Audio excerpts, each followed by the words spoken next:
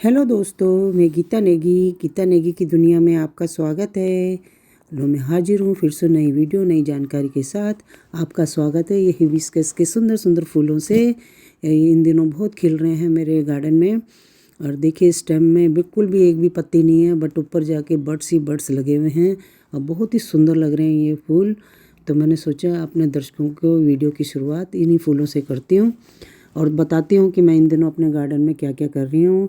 क्योंकि मेरे प्लांट्स 3 महीने विदाउट केयर रहे हैं, विदाउट पानी रहे हैं, तो अब इनकी केयर करना बनता है।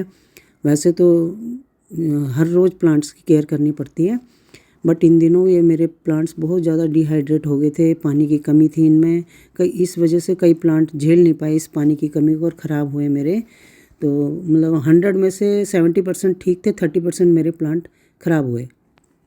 ये देखिए, इनमें भी मिलीबग का अटैक है नीचे नीचे। तो मैं डेली हर दूसरे दिन इसमें नीम ऑयल का स्प्रे कर रही हूँ। तो मैं दिखाऊंगी आपको कि किस तरह से इसका सोल्यूशन बनाना है। तो चलते हैं, अब मैं बताती हूँ कि मेरे गार्डन में इन दिनों क्या क्या चल रहा है और मैंने किस तरह से इनकी केयर कर रही हूँ। और मार्च का मंथ बहुत ज़रूरी होता है इनकी केयर करने का। तो यहाँ देखिए, मनी प्लांट, ये वाला मनी प्लांट भी ख़राब हो गया था, बट सही है, कुछ कुछ स्टेम जिंदा थी उसकी। और ड्राई लीफ मैंने मोस्टली निकाल दी, बट ये प्लांटर मेरे से छूट चुका है ड्रेसिना का। तो जिस दिन नेगी जी आएंगे तो मैं उनसे निकलवाऊंगी वो प्लांटर। मेरा हाथ नहीं पहुंच रहा वहाँ। बाकी मैंने ऑलमोस्ट सारे प्लांट्स की ड्राई लीफ को निकाल चुकी हूँ। ज़रा नीट क्लीन करना है अपने प्लांट्स को, क्योंकि ये ड्राई लीफ फंगस का काम करती हैं और आपके प्लांट की जड़ों को ख़राब करेंगी। और ये देखिए, ये मेरा 7-8 साल पुराना हिबिस्कस था, ये ख़राब हुआ है, ये बिल्कुल डेड हो चुका है। ये आगे रिवाइव ही नहीं कर पा रहा। मैं 4-5 दिन से खूब इसको पानी दे रही थी, बट नहीं। और ये वाइट हिबिस्कस, इतनी ढेर सारे फूल इनमें बर्ड्स खिल बनी हुई हैं। और इसमें भी मिलीबग का अटैक हो रखा था, तो इनमें भी मैं केयर कर रही हूँ इन दिनों। और बहुत अच्छे फूल खिल रहे हैं सुबह सुबह इनमें। देखिए कितने प्यारे लग रहे हैं। ये देखिए कितना सुंदर लग रहा है। बट देखिए, नीचे से स्टेम बिल्कुल खाली है। और जितने भी प्लांटर मेरे जिनमें प्लांट सूख चुके थे, उनकी मिट्टी को मैं स्टरलाइज कर रही हूँ। और यहाँ पे देखिए कितने सारे ब्राउन लीव्स थे जो मैं निकाल चुकी। और ये सारा मेरा कंपोस्ट बिन में जा रहा है। मैं एक भी ब्राउन लीफ यहाँ का वेस्ट नहीं करती हूँ। ये ब्राउन लीफ की जो पत्तियाँ की जो खाद बनती है ना, वो बहुत यूज़फुल होती है, बहुत ज़्यादा न्यूट्रिशंस होते हैं इसमें। और मिट्टी, आपके प्लांटर की मिट्टी को नमी देते हैं गर्मियों में सर्वाइव करने में। ये देखिए, नेगी जी सारा कंपोस्ट बिन में डाल रहे हैं ये ब्राउन लीव्स को। और इस तरह से मैं अपने गार्डन में खुद ही अपने ये जो कंपोस्ट है वो तैयार करती हूँ। तो ये देखिए, अब मेरे गार्डन की लुक कैसी आ रही है।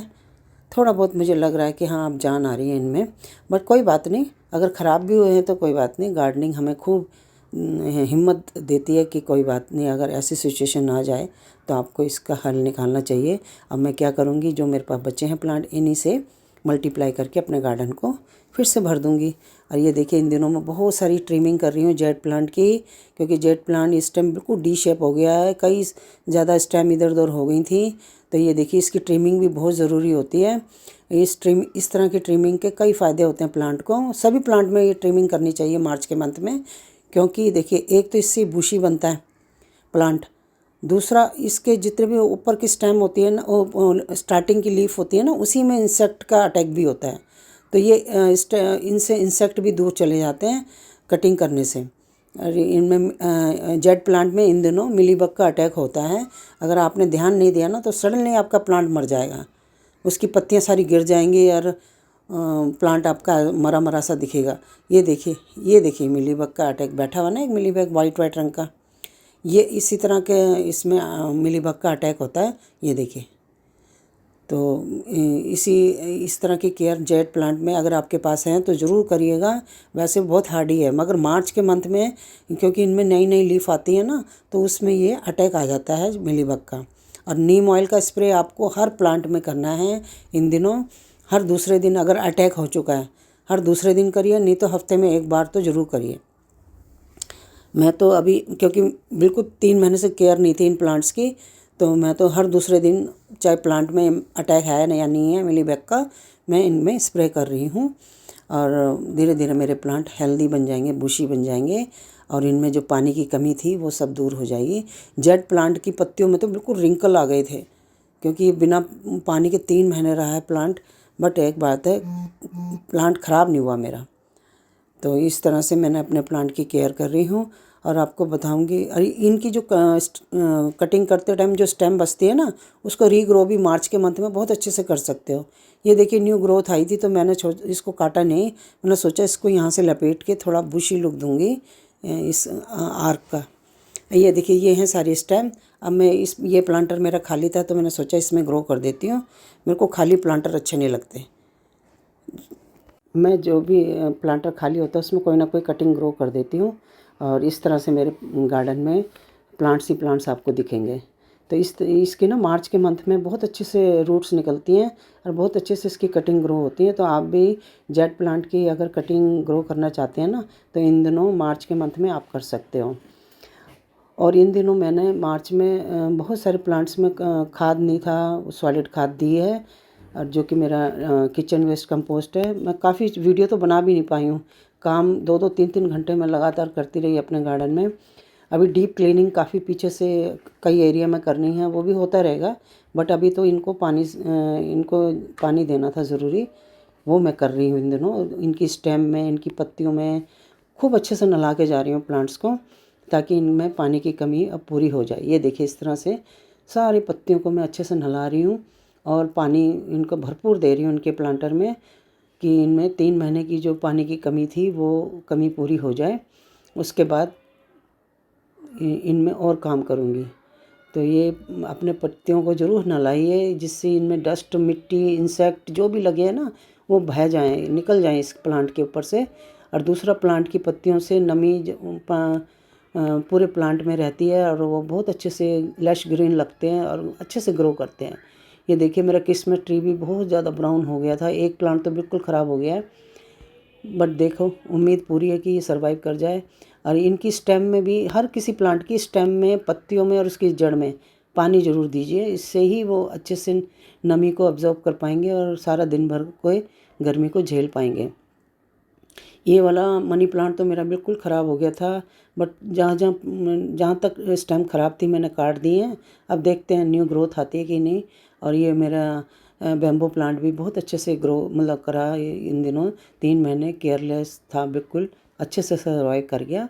स्नेक प्लांट भी और मेरा ड्रेसिना प्लांट भी, और ये एस्पैरागस प्लांट भी बहुत अच्छे से रहे, क्योंकि इनमें नीचे से रूट होती है। यहाँ मैं बहुत सारी कटिंग्स लगा के गई थी, बट हैरानी की बात है वो कटिंग्स भी मेरी अच्छे से सर्वाइव कर गई हैं। ये सिंगोनियम की मैंने बहुत सारी कटिंग लगाई थी, स्वीट पोटैटो वाइन की लगाई थी, वो सब सर्वाइव कर गई हैं। चलो अच्छी बात है। और आगे ये दिखा रही हूँ, इस तरह से फाइनल लुक आया है मेरे गार्डन का। और ये देखिए पानी देने के बाद साफ़ रोज़ाना सफाई हो रही है मेरी। और ये देखिए मैं इन दिनों नीम ऑयल का सॉल्यूशन आपको बताती हूँ कैसे बना रही हूँ। और ये मैंने अमेजन से स्प्रे परचेज़ किया था, ये ज़रूर मैं लिंक दे दूँगी, आप ज़रूर परचेज़ करिए, बहुत अच्छा स्प्रेयर है। और ये है मेरा नीम ऑयल। नीम ऑयल भी मैंने अमेजन से इसकी लिंक डाल दूँगी। और इसको देखिए कैसे बनाना है। 8-10 बूंदे, ज़्यादा नहीं इसका डालना है। ये 8-10 बूंदे इसमें 2 लीटर पानी में मैंने डाली। ये देखिए इस तरह से 8-10 बूंदे आप डालिए। और ये ना नीम ऑयल ना पानी में अच्छे से डिज़ोल्व नहीं होता है, तो आपको फिर ये डिज़ोल्व करने के लिए इसमें कोई भी हैंड वाश, सोप जो होता है ना, हैंड वाश हो गया डिटॉल का, वो डाल दीजिए। उससे वो अच्छे से मिक्स जब करोगे ना, तो पानी के साथ अच्छे से नीम ऑयल मिक्स हो जाएगा। और आपका स्प्रे जब प्लांट में करेंगे तो उसे नीम ऑयल का पूरा असर दिखेगा उन इंसेक्ट के ऊपर।